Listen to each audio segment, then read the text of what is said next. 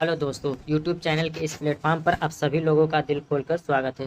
दोस्तों, जैसा कि आप सभी लोग जानते हैं कि 15 मार्च को बीपीएससी द्वारा 6 to 8 का एग्ज़ाम पहली पाली में कराया गया है। तो दोस्तों, उस पेपर का एनालिसिस इस वीडियो में यानी कि आंसर की को हम देखते हैं। तो चलिए दोस्तों, बिना किसी देरी के हम लोग वीडियो को शुरू करते हैं और हम लोग पहले प्रश्न को देखते हैं जो इंग्लिश लैंग्वेज का है, पार्ट 1 है, जिसमें 8 प्रश्न क्या थे तो इंग्लिश 8 से थे और वही 22 क्वेश्चन क्या थे तो हिंदी से थे। ठीक है दोस्तों, तो वही बात करते हैं। Which of the following sentence contains a gerund. ठीक है दोस्तों, हमारा प्रश्न क्या है पूछ रहा है उसमें से जिरन। ठीक है दोस्तों, तो हमारे पहले में क्या हो जाएगा तो इसमें ऐसे ऑप्शन है जो ऑप्शन नंबर डी हो जाएगा, more than of the above, यानी कि walking is a good experience exercise, he is walking और ही इंजॉय वॉकिंग। ठीक दोस्तों, तो इसमें क्या हो जाएगा तो more than one of the above हो जाएगा। आप लोग जरूर मिलाइएगा दोस्तों, इसमें से क्या क्या सही हो रहा है और आप लोग जरूर कमेंट करके भी बताइएगा कि कितने प्रश्न सही होते हैं। Choose the sentence with the correct use of parallel structure. ठीक है दोस्तों, they like riding walking and playing. तो देख रहे हैं दोस्तों, इसमें तीनों क्या है, एक समान वर्ब है, तो क्या हो जाएगा हमारा ऑप्शन नंबर ए सही हो जाएगा। They like riding walking and playing tennis. ठीक है दोस्तों, चलिए प्रश्न नंबर 3 देख लेते हैं हम लोग। विच of the following sentence is correct in terms of subject verb agreement. ठीक दोस्तों, तो 3 की बात किया जाए दोस्तों तो क्या हो जाएगा हमारा, क्या option number A, neither of the girls were going is the party, neither of the girl is going to the party. तो हमारा क्या हो जाएगा दोस्तों, तो ऑप्शन नंबर बी वाला ही सही हो जाएगा, neither of the girl is going to the party वाला सही हो जाएगा। ठीक दोस्तों, प्रश्न नंबर 4 है हमारा कि विच of the following is a complex sentence. आपको इन चारों पांचों ऑप्शन में से बताना है कि कॉम्प्लेक्स ऑप्शन का कौन सा ऑप्शन सही हो जाएगा। तो 4 की बात किया जाए दोस्तों, क्या he finished his work and wait to play होगा, नहीं। दे ब्रॉट हिम इन, ये तो सिंपल है, after he finished his work he went to play, यानी कि हमारा ऑप्शन नंबर सी सही हो जाएगा। He after he finished his work he went to play क्या हो जाएगा तो ये कॉम्प्लेक्स सेंटेंस हो जाएगा। यानी कि दोस्तों 4 प्रश्नों तक हम लोगों ने देख लिया और आप लोग अपना देख लीजिएगा कि कितने प्रश्न आप लोगों का अब तक सही हुआ है। चलिए प्रश्न नंबर हमारा 5 है, करा choose the sentence with the correct use of the superlative degree. क्या he is the more intelligent of the two brothers, the Sahara desert is the hottest place on the अर्थ।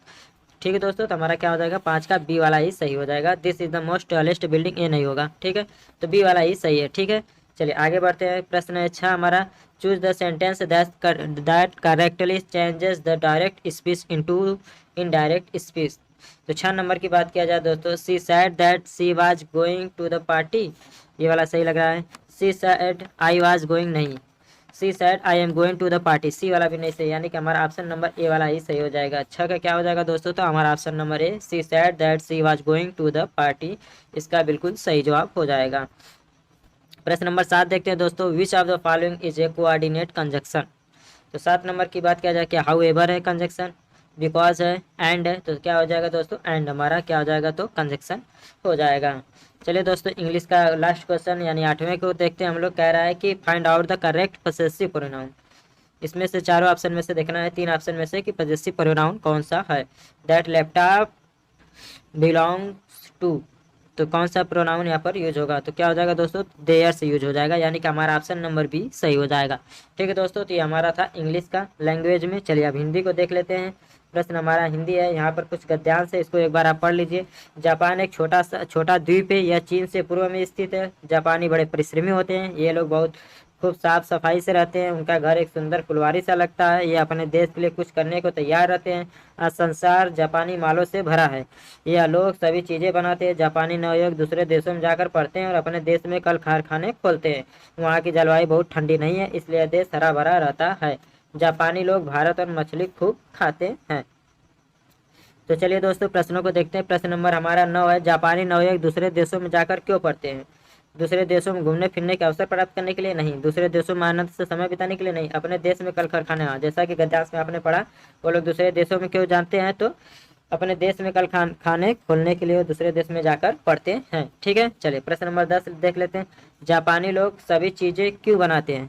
क्या ये लोग बहुत अच्छे होते हैं, ये लोग बड़े परिश्रमी होते हैं, वे लोग बहुत साफ रहते हैं, तो अच्छी चीज़ें बनाने का मतलब है कि ये बड़े परिश्रमी होते हैं, यानी कि 10 नंबर का हमारा क्या हो जाएगा, तो बी सही जवाब हो जाएगा। चलिए दोस्तों 11 नंबर का हम लोग प्रश्न देखते हैं।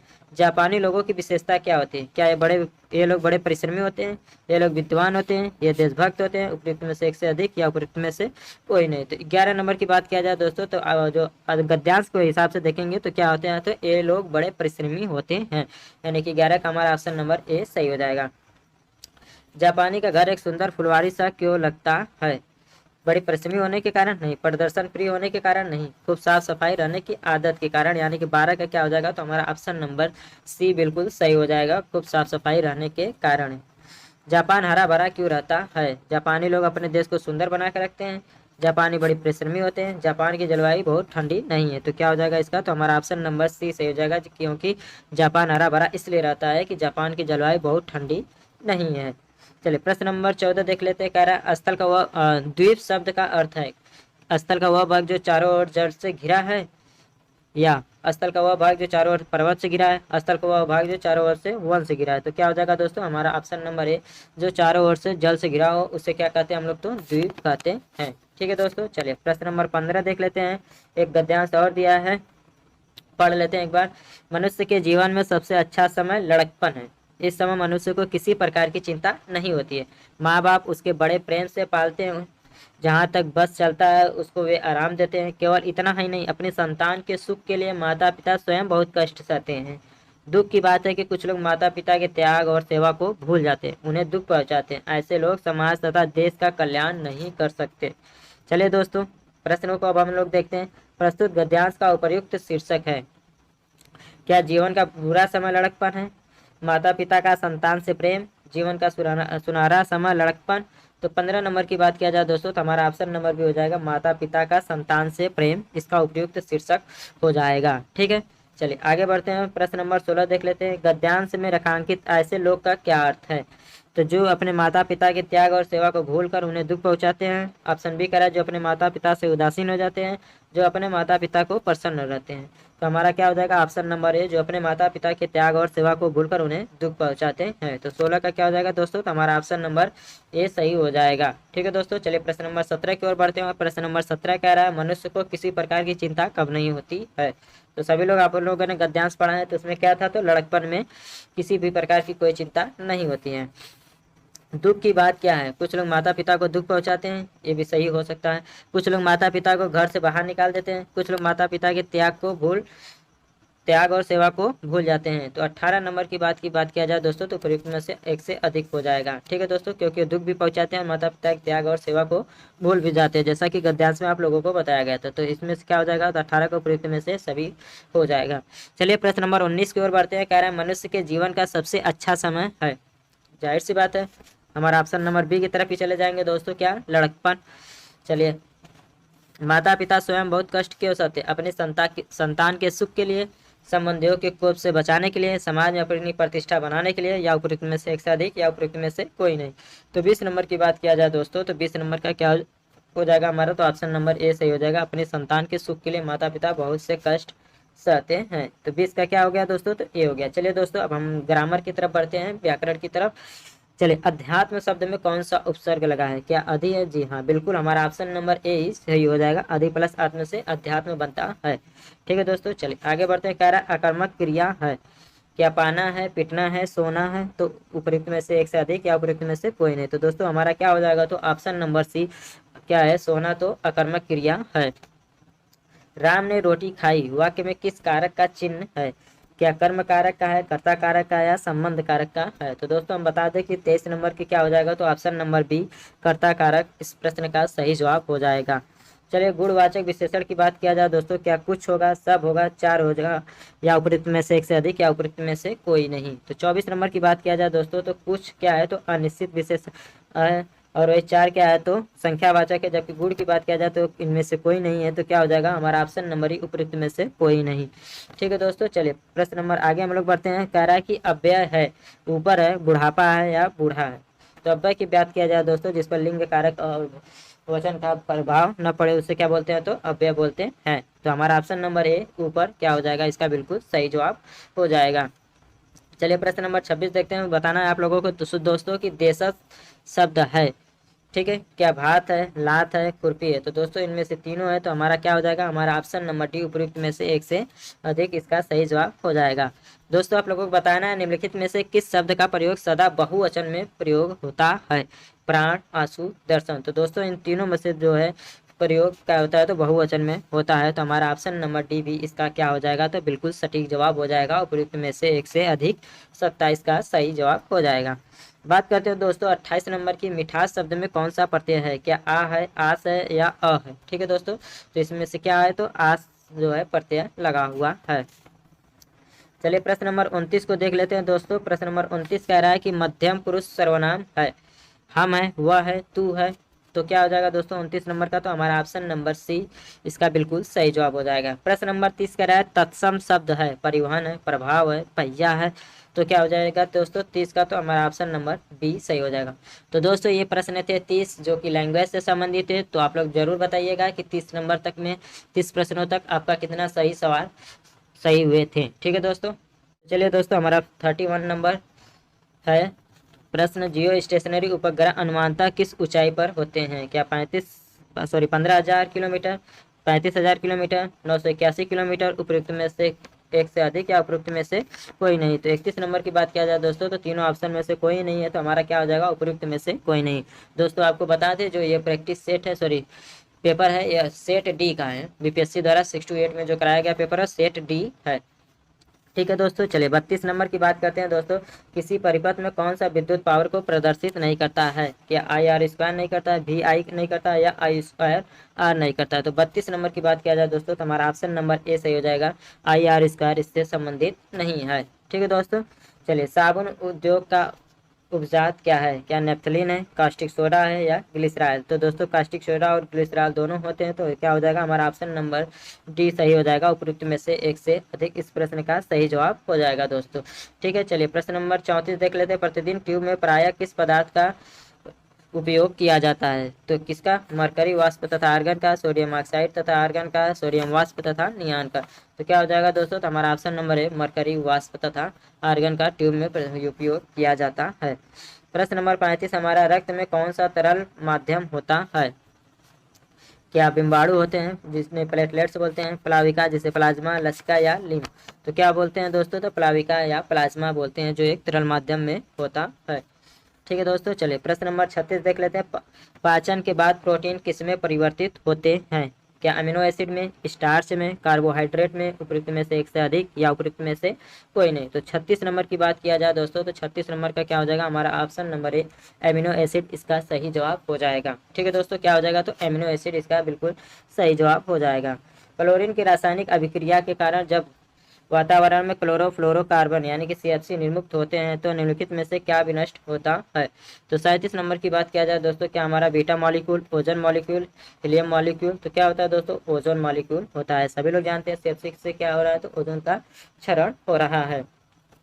चलिए प्रश्न नंबर 38 इकोसिस्टम में बैक्टीरिया किस रूप में क्रियाशील होते हैं, क्या उत्पादक, अपघटक, द्वितीयक उपभोक्ता, उपयुक्त में से एक से अधिक या उपयुक्त में से कोई नहीं। तो इसका जो है अपघटक सही जवाब हो जाएगा। ठीक है दोस्तों, चलिए 38 के बाद हम लोग 39 की तरफ देखते हैं।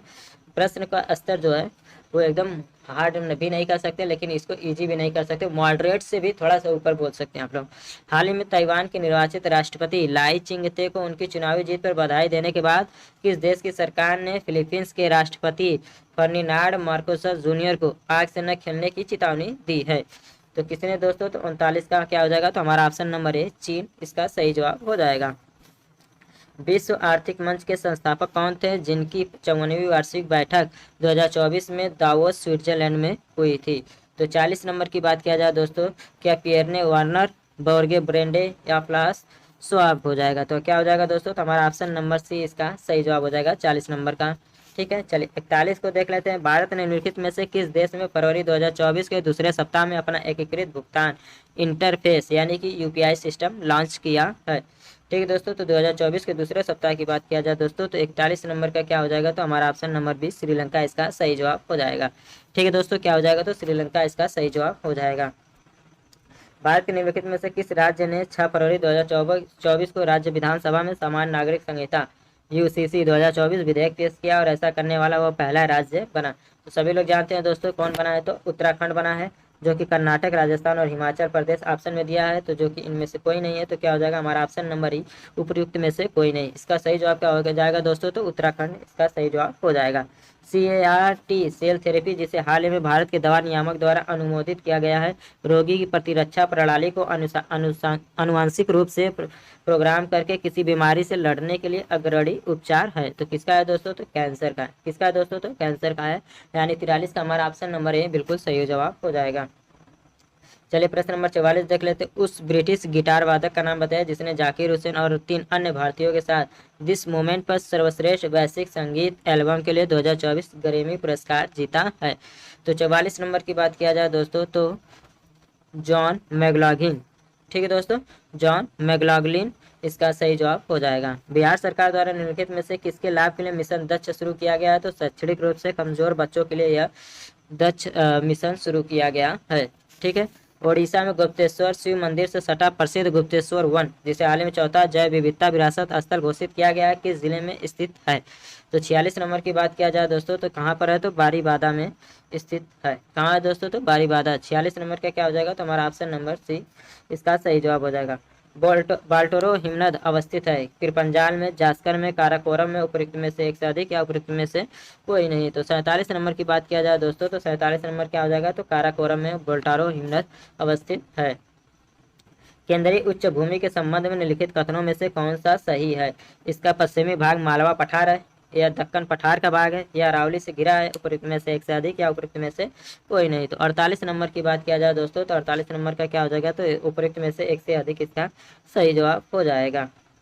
चलिए दोस्तों 48 के बाद हम लोग प्रश्न नंबर 49 को देखते हैं। निम्नलिखित में से कौन सा उथली झील है, क्या खारी झील, सुपोषण झील या अल्पपोषी झील, उपयुक्त में से एक से अधिक या उपयुक्त में से कोई नहीं। तो 49 नंबर की बात किया जाए दोस्तों, तो हमारा क्या हो जाएगा, अल्पपोषी झील को भी उथली झील है। ठीक है दोस्तों, कौन सा जीवोम या वायोम चैपरेल के रूप में जाना जाता है। ठीक है दोस्तों, क्या उष्णकटिबंधीय सावाना, टाइगा, भूमध्य सागरीय झाड़ी वन, उपयुक्त में से एक से अधिक या उपयुक्त में से कोई नहीं।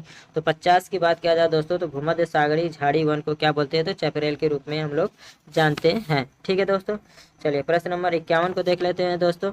मिलान करना है फॉन, तो फॉन क्या हो जाएगा, तो एक गर्म स्थानीय हवा है। क्या है दोस्तों, तो गर्म स्थानीय हवा है। वही बात किया जाए दोस्तों चिनूक की, तो चिनूक क्या हो जाएगा दोस्तों, चिनूक क्या हो जाएगा हमारा, तो बर्फ खाने वाली एक हवा की तरह है। ठीक है, मिस्ट्रल की बात किया जाए दोस्तों, तो क्या है, ठंडी स्थानीय हवा है। वही घाटी हवा की बात किया जाए तो दैनिक हवा। यानी कि हमारा ऑप्शन नंबर मिलाएंगे तो क्या हो जाएगा, ए इसका सही जवाब हो जाएगा। ठीक है दोस्तों, 51 नंबर का क्या हो जाएगा, तो ए सही जवाब हो जाएगा। चलिए 52 नंबर को देखते हैं। टफ किससे संबंधित है, बाते जल से, परिवहन से, ज्वालामुखी से, बाते जल से परिवहन, ज्वालामुखी राग, अवसादी परत। तो 52 नंबर की बात किया जाए दोस्तों, तो 52 नंबर का क्या हो जाएगा, तो इनमें से कोई नहीं हो जाएगा। टफ इन सभी में से किसी से संबंधित नहीं है। आदिवासी बस्तियां किस नाम से जानी जाती हैं। 53 नंबर की बात किया जाए दोस्तों, तो 53 का क्या हो जाएगा, तो क्या हो जाएगा हमारा ऑप्शन नंबर ए इसका बिल्कुल सही जवाब हो जाएगा। मरुदभूमि निम्नलिखित में से किस वन में पाए जाते हैं। 54 नंबर का आप लोगों को बताना है। तो किस में पाए जाते हैं दोस्तों, तो मरुस्थली वन में ही पाए जाते हैं। चलिए आगे बढ़ते हैं हम लोग दोस्तों। 54 के बाद हम लोग प्रश्न नंबर 55 देख लेते हैं। 1857 के विद्रोह नाना साहब ने अपने आप को मुगल सम्राट का क्या घोषित किया था। तो दोस्तों क्या घोषित किया था, तो पेशवा घोषित किया था। ठीक है दोस्तों, 55 का क्या हो जाएगा, तो बी। निम्नलिखित में से किस गलती से लेफ्टिनेंट स्टर्ट की हत्या कर दी, किसने। दामोदर एवं बालकृष्ण, मदनलाल ढींगरा, खुदीराम बोस एवं प्रफुल्ल चाकी। तो 56 नंबर की बात किया जाए दोस्तों, तो हमारा क्या हो जाएगा, दामोदर एवं बालकृष्ण इसका सही जवाब हो जाएगा। किस मुस्लिम स्वतंत्रता सेनानियों को भाईचारा एवं एकता दर्शाने हेतु तो गोल्डन टेम्पल की चाबियां सौंपी गई थी। तो किसे सौंपी गई थी दोस्तों, तो सैफुद्दीन किचलू को सौंपी गई थी। 21 अक्टूबर 2043 को किस स्थान पर सुभाष चंद्र बोस ने स्वतंत्र भारत की अंतरिम सरकार की गठन की थी। तो सभी जानते हैं दोस्तों क्या हो जाएगा इस प्रश्न का सही जवाब, तो सिंगापुर इसका सही जवाब हो जाएगा। 1930 में बिहार क्षेत्र की राजस्व वसूली में धरना प्रदर्शन के कारण कितनी कमी हुई थी। तो दोस्तों इस प्रश्न का अभी तक जवाब मुझे नहीं मिल पाया है, इसका आप लोग देख लीजिएगा। मैं बाद में या तो बता दूंगा, ये कमेंट बॉक्स में पिन कर दूंगा, उसका आंसर आप लोग देख लीजिएगा। दक्षिण अफ्रीका में महात्मा गांधी किस स्थान से कार्यकर्ताओं का यात्रा का नेतृत्व कर रहे थे। तो 60 नंबर की बात किया जाए दोस्तों, तो 60 नंबर का क्या हो जाएगा, तो डरबन से ट्रांसवाल तक का सफर था, यानी कि हमारा ऑप्शन नंबर ए ही सही हो जाएगा। प्रश्न नंबर 61, 1859 के भारतीय उत्प्रवास अधिनियम ने निर्धारित किया था,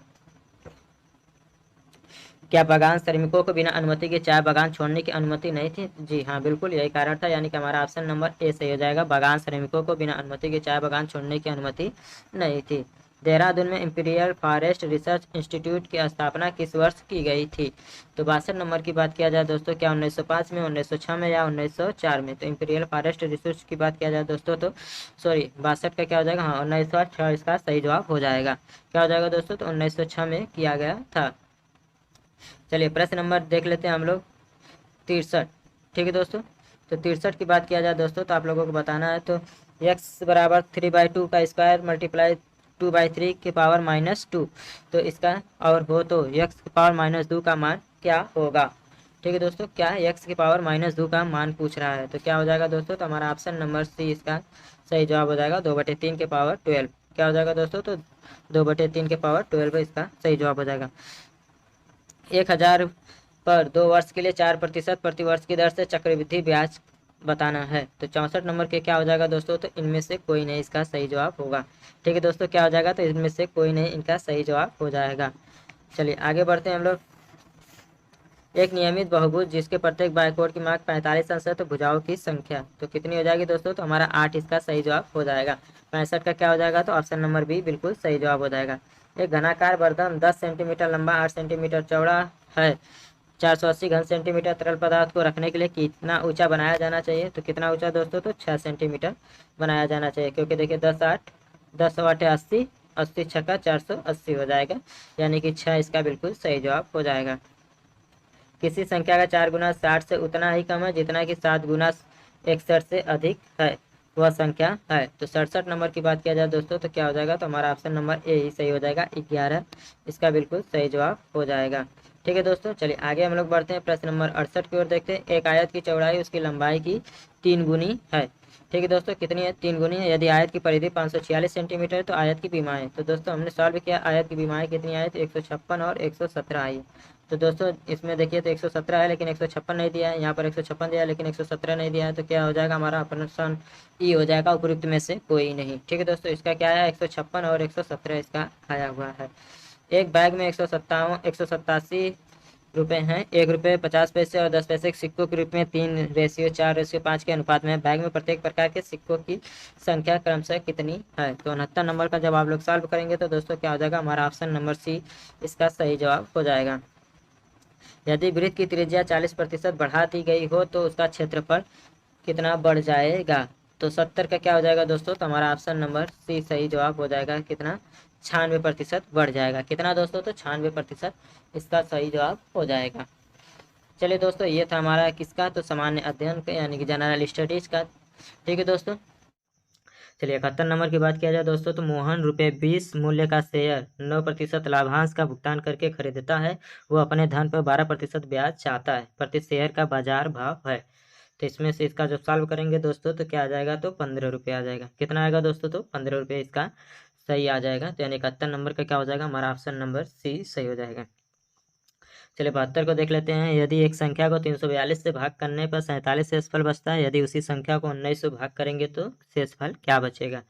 तो ठीक है दोस्तों, इसका जब आप भाग करेंगे तो हमारा ऑप्शन नंबर बी आ जाएगा। ठीक है दोस्तों, 19 में आप 47 से भाग देंगे और 19 दूनी 38 और क्या बचेगा, तो 9 शेषफल बच जाएगा। प्रश्न नंबर 73 को देख लेते हैं दोस्तों। एक चतुर्भुज का क्षेत्रफल एक 14 सेंटीमीटर अर्धव्यास वाले वृत्त के क्षेत्रफल के समान है। यदि चतुर्भुज की चौड़ाई 22 सेंटीमीटर है तो इसकी लंबाई क्या होगी? ठीक है दोस्तों, तो 73 नंबर की बात किया जाए दोस्तों तो इसमें आएगा हमारा क्या, तो 28 सेंटीमीटर आ जाएगा इसका लंबाई। ठीक है दोस्तों, चलिए 73 के बाद हम लोग प्रश्न नंबर 74 को देखते हैं। कह रहा है कि एक अर्धवृत्त की परिधि क्या होगी यदि अर्धवृत्त का अर्धव्यास 196 वर्ग मीटर है, क्षेत्रफल वाले वर्ग की भुजा के आधे के समान। ठीक है दोस्तों, तो 74 का क्या आ जाएगा, तो इसमें से कोई नहीं आएगा। ठीक है दोस्तों, क्या इसमें से कोई नहीं आएगा। चलिए 75 नंबर को देख लेते हैं। एक पिता की आयु बेटे की आयु का 6 गुना है, 4 वर्ष बाद पिता की आयु बेटे की आयु का 4 गुना होगी। बेटे व पिता की वर्तमान आयु है क्रमशः। तो 75 नंबर का आप लोगों को बताना है दोस्तों कि इसमें से क्या सही होगा। ठीक है दोस्तों, तो क्या आएगा दोस्तों, तो 6 तथा 36 इसका सही जवाब हो जाएगा। कितना दोस्तों, 6 तथा 36 इसका सही जवाब हो जाएगा। एक समचतुर्भुज के करोड़ों की लंबाई 16 सेंटीमीटर 12 सेंटीमीटर है, तो चतुर्भुज के भुजाओं की लंबाई है। ठीक है दोस्तों, तो इसका क्या देखेंगे आप सॉल्व करने पर, तो 76 का क्या आ जाएगा, तो हमारा ऑप्शन नंबर ये सही आ जाएगा। ठीक है दोस्तों, इसको कैसे लगाएंगे, तो 4a² बराबर d1 का स्क्वायर प्लस d2 का स्क्वायर से लगा देंगे, हो जाएगा। ठीक है दोस्तों, चलिए आगे बढ़ते हैं। 77 नंबर देख लीजिए, त्रिभुज ए बी सी तथा डी बी एफ समरूप त्रिभुज, यदि एंगल ए बराबर 30 है, एंगल सी बराबर 50 है, ए बी बराबर 5 सेंटीमीटर है, ए सी बराबर 8 सेंटीमीटर है तथा डी एफ बराबर 7.5 सेंटीमीटर है, तो डी ई का मान आपको बताना है। तो 77 नंबर की बात किया जाए दोस्तों, तो 77 नंबर का जब सॉल्व करेंगे तो ना उसमें 14 आएगा, ना 15 आएगा, ना 12 आएगा। ठीक है दोस्तों, तो किस में हमारा चला जाएगा आंसर, तो उपयुक्त में से कोई नहीं इसका सही जवाब हो जाएगा। चलिए दोस्तों, प्रश्न नंबर 18 को देख लेते हैं।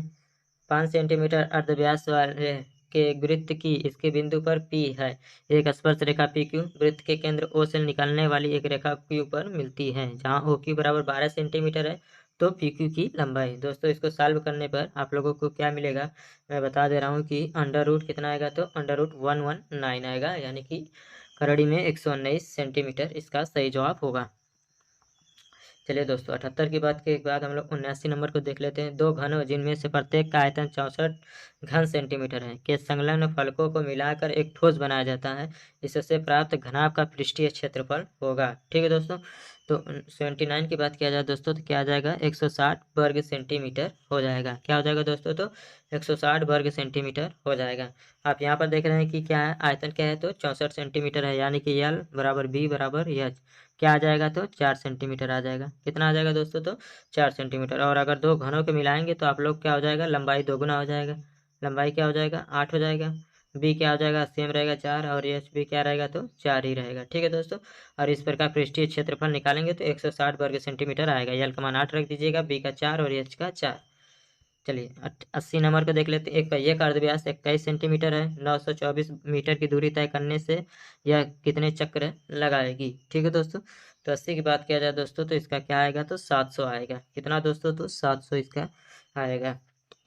81 नंबर का देख लेते हैं। क्रमशः 6 सेंटीमीटर 8 सेंटीमीटर तथा 10 सेंटीमीटर अर्धव्यास के धातु के 3 गोलों को पिघलाकर एक ठोस गोला बनाया जाता है, इस ठोस गोले का अर्धव्यास है।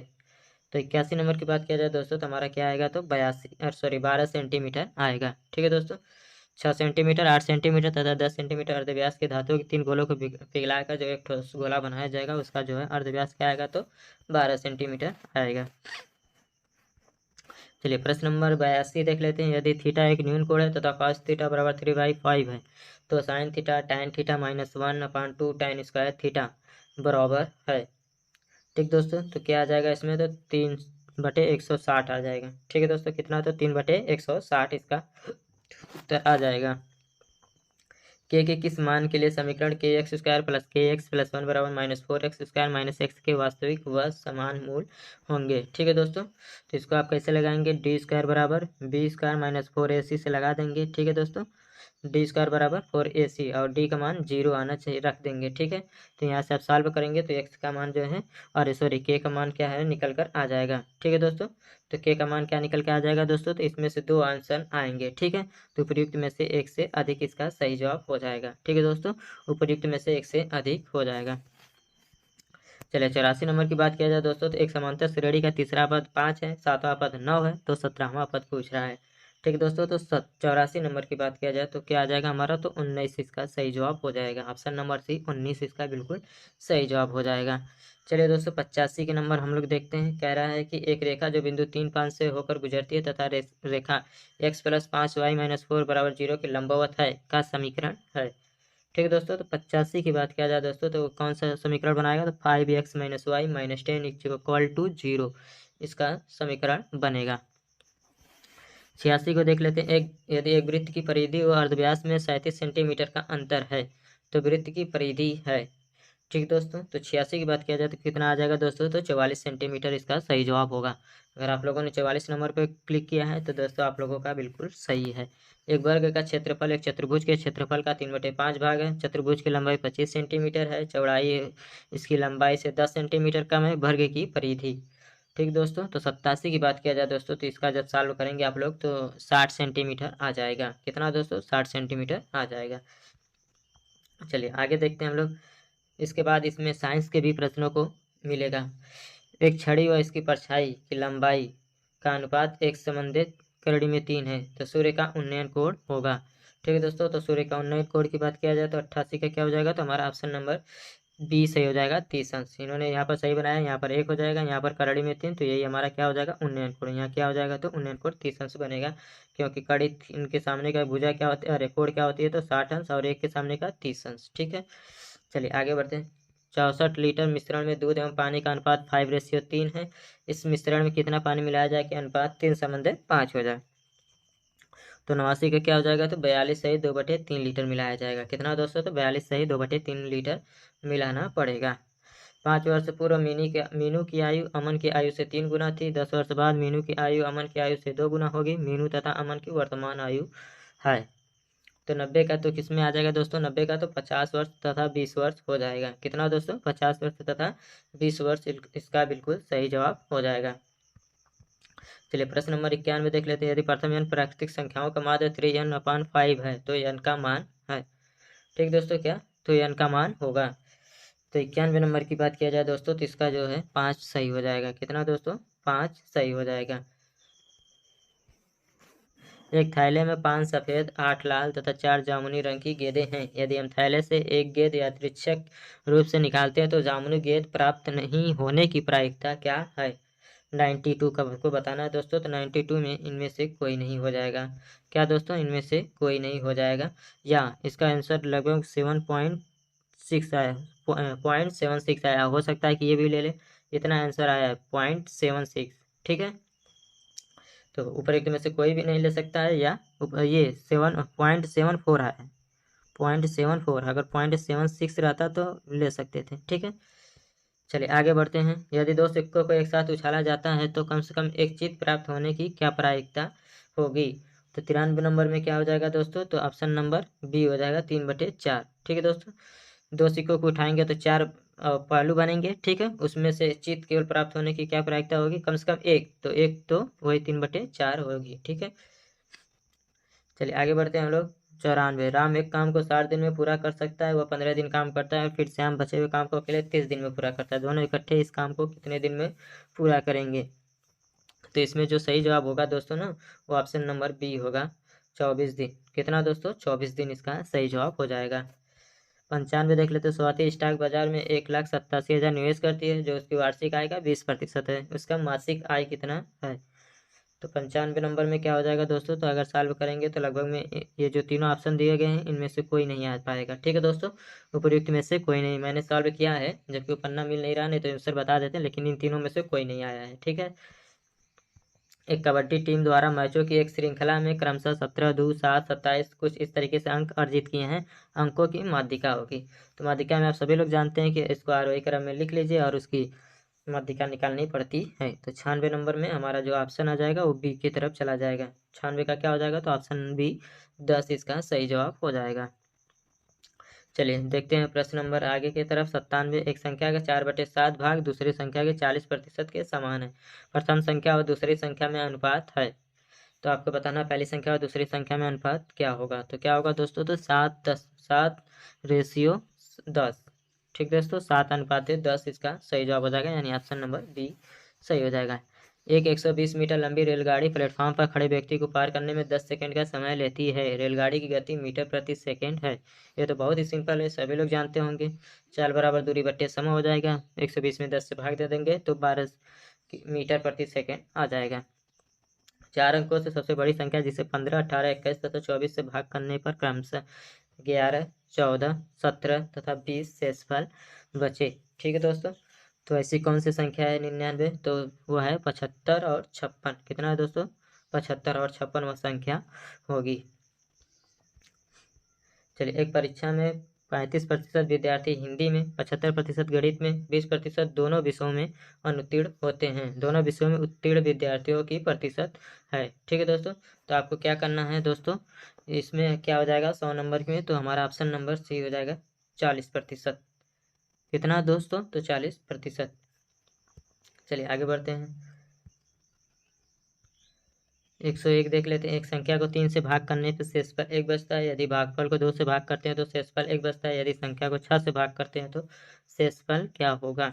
ठीक है दोस्तों, तो शेषफल क्या होगा, यदि एक संख्या को 3 से भाग करने पर शेषफल 1 बचता है, और यदि भागफल को तो ऐसी कोई संख्या बहुत से लेंगे तो बहुत इसमें से आ जाएगा, 5 भी आ जाएगा, 1 भी आ जाएगा, तो हमारा ऑप्शन नंबर क्या हो जाएगा, उपयुक्त में से 1 से अधिक इसका सही जवाब होना चाहिए। ठीक है दोस्तों, बाकी आयोग इसका क्या जवाब लेता है। तेल की एक टंकी 2/5 भाग भरी हुई है। यदि इसमें 32 लीटर तेल और डाला जाता है तो ये 6/7 भाग तक भर जाती है। टंकी की क्षमता है, आपको बताना है कि टंकी की क्षमता इसमें से कितनी होगी। तो 102 का हमारा क्या हो जाएगा, तो ऑप्शन नंबर बी 70 लीटर। कितना दोस्तों, 70 लीटर इसका सही जवाब हो जाएगा। एक पंखा 30% घाटे पर 4900 में बेचा गया। पंखे का क्रय मूल्य है, तो क्रय मूल्य कितना होगा दोस्तों, तो 7000 होगा। कितना दोस्तों, 7000। एक मूलधन 4% वार्षिक चक्रवृद्धि ब्याज की दर से 2 वर्षों में 169 हो जाती है, मूलधन होगा। तो 104 का जब आप लोग सॉल्व करेंगे तो हमारा जो सॉल्व करने पर आया है दोस्तों 104 का, वो हमारा ऑप्शन नंबर ए ही आया है, 156.25। ठीक है दोस्तों, 156.25। एक टंकी की लंबाई 25 मीटर, चौड़ाई 12 मीटर तथा गहराई 6 मीटर है। 50 पैसे प्रति वर्ग मीटर की दर से इसकी दीवारों और आधार को प्लास्टर करने का खर्च है।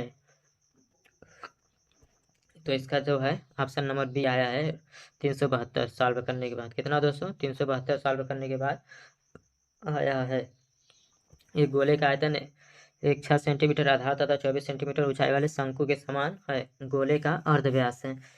ठीक है दोस्तों, गोले का अर्धव्यास है, यानी कि अर्धव्यास का मतलब कि वह त्रिज्या ही पूछ रहा है। तो 106 नंबर का क्या हो जाएगा दोस्तों, तो इसका जो है सॉल्व करने के बाद 6 ही आया जो कि ऑप्शन में नहीं है, तो क्या हो जाएगा, उपयुक्त में से कोई नहीं इसका सही जवाब हो जाएगा।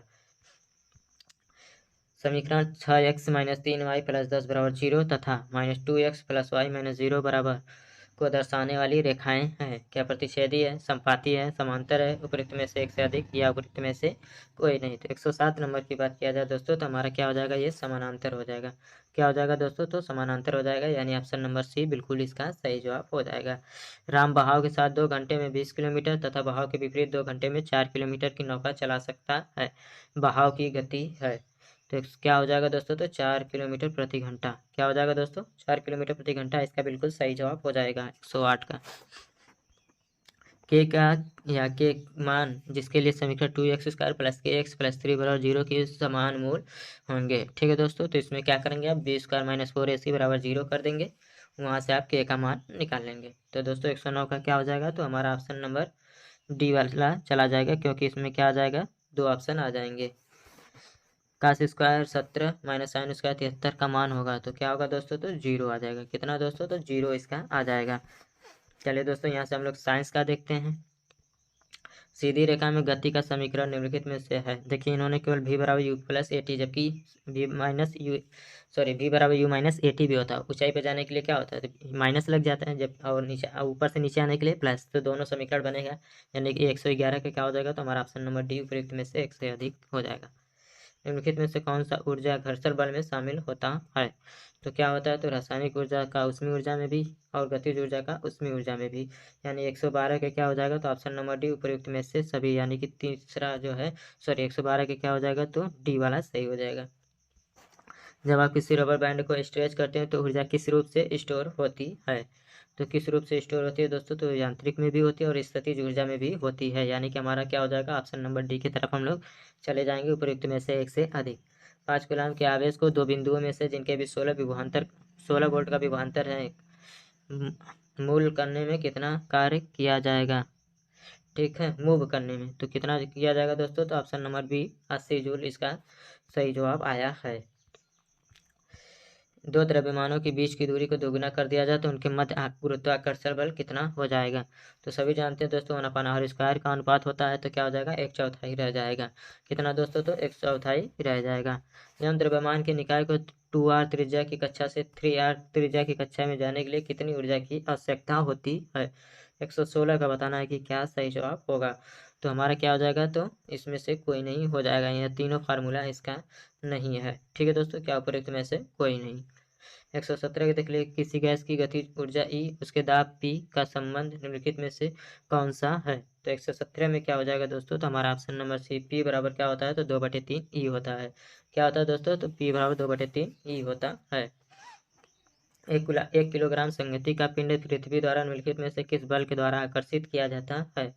तो किसके द्वारा, तो दोस्तों 9.8 न्यूटन।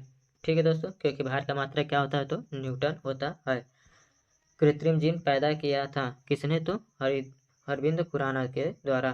किसके द्वारा दोस्तों, तो अरविंद खुराना के द्वारा कृत्रिम जीन पैदा किया गया था। वोल्टाइक प्रभाव की अवधारणा किसने दी थी। 120 नंबर का, तो एडमंड बेकरल ने। किसने दोस्तों, तो एडमंड बेकरल ने दी थी।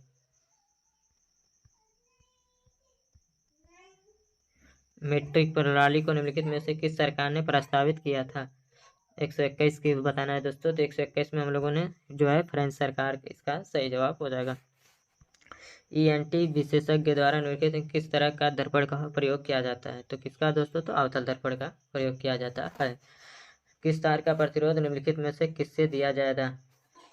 ठीक है दोस्तों, तो 123 का क्या हो जाएगा, तो हमारा ऑप्शन नंबर सी सही हो जाएगा। R बराबर क्या होता है, V/I। क्या होता है दोस्तों, R बराबर क्या होता है, V/I। हमारे शरीर के अंदर भोजन को ब्रेक डाउन करने वाला उत्प्रेरक है, तो कौन है, तो पाचक एंजाइम है। कौन है दोस्तों, तो पाचक एंजाइम हो जाएगा। सिल्वर ब्रोमाइड का रंग क्या होता है। ठीक है दोस्तों, क्या होता है, तो पीला होता है, जबकि इनमें से ऑप्शन कोई नहीं है, तो क्या हो जाएगा हमारा option number E। Silver bromide का रंग क्या होता है, तो पीला होता है। किसी द्रव का दूसरे द्रव में फैलाव के लिए कौन सा शब्द प्रयोग करते हैं। 126, तो क्या पैसन, क्या बोलते हैं दोस्तों, पैसन उसे बोलते हैं। चलिए प्रश्न नंबर 27 100 देख लेते हैं। निम्नलिखित में से कौन सा प्रतिक्रिया का दर को धीमा करता है। तो धीमा करने वाला काम कौन करता है, तो मंदक करता है, जबकि इसमें सभी उत्प्रेरक दिए गए हैं। तो इसमें से क्या हो जाएगा, 127 का ई सही हो जाएगा। कौन सा लियोफोबिक कलिल का उदाहरण नहीं है। 128 में, तो सोडियम क्लोराइड इसका उदाहरण नहीं है, बाकी सल्फर घोल है और स्वर्ण घोल भी होता है। निम्नलिखित में से कौन सा शोषण का एक उदाहरण है। 129 नंबर, तो क्या है दोस्तों, तो सिल्का जेल के ऊपर भी है और श्याम डूबा कॉटन भी। तो प्रयुक्त में से एक से अधिक वाला इसमें से आप लोग चले जाएंगे। निम्नलिखित में से किसको लोगों के इलाज में कभी भी सीधा इस्तेमाल नहीं करना चाहिए। तो किसका इस्तेमाल नहीं सीधा करना चाहिए दोस्तों, तो 130 का क्या हो जाएगा हमारा ऑप्शन नंबर बी, निसंक्रामक। मलेरिया विरोधी पर हम लोग टैबलेट वगैरह खा लेते हैं, रोगाणु रोधक में भी खा लेते हैं। कौन सा स्वभाव से अम्लीय है, तो क्या कौन सा होगा, सी वाला, नींबू का रस। 32 में अम्ल क्षार के साथ क्रिया करके लवण तथा पानी बनाते हैं, इस प्रक्रिया को कहते हैं संयोजन, पृथक्करण, निष्प्रभावीकरण। तो 132 में सी वाला हो जाएगा। ठीक, निष्प्रभावीकरण सही हो जाएगा। कौन सा तत्व आसानी से एक इलेक्ट्रॉन मुक्त कर देता है। ठीक है दोस्तों, सोडियम और पोटेशियम दोनों कर सकते हैं, तो क्या हो जाएगा हमारा ऑप्शन नंबर डी, उपयुक्त में से एक से अधिक, इसका बिल्कुल सही जवाब हो जाएगा दोस्तों। निम्नलिखित में से कौन सी गैस चूने के पानी को दूधिया बना देती है। Carbon monoxide, carbon dioxide, sulphur monoxide. तो 134 का क्या हो जाएगा दोस्तों, तो CO2 हो जाएगा, कार्बन डाइऑक्साइड। प्रकृति में मुक्त दशा में पाई जाने वाली धातु है। तांबा, मैग्नीशियम, सोना। उपयुक्त में से एक से अधिक या उपयुक्त में से कोई नहीं। तो ऑप्शन के हिसाब से क्या हो जाएगा दोस्तों, 135 का, तो सोना भी होता है, तांबा भी होता है, ठीक है दोस्तों, और Ag भी होता है। तो उपयुक्त में से एक से अधिक, इसका बिल्कुल सही जवाब हो जाएगा। उष्मा निष्कासित, तो क्या हो जाएगा, उसमें अच्छेपी। अवशोषित पूछता है, तो उसमें अवशोषी हो जाता। विटामिन B12 का रासायनिक नाम क्या है, तो साइनोकोबालामिन। हमारा ऑप्शन नंबर क्या हो जाएगा, डी वाला बिल्कुल सही हो जाएगा। एक अच्छा स्रोत है विटामिन ए का, अच्छा स्रोत आपको क्या, चीनी, केला, मछली का तेल। तो बिल्कुल सही है दोस्तों, मछली का तेल इसका बिल्कुल सही जवाब हो जाएगा। कौन सा गर्म खून का उदाहरण है, कबूतर, दादुर, मगरमच्छ। 139, तो 139 का क्या हो जाएगा, तो ए वाला ऑप्शन कबूतर हो जाएगा।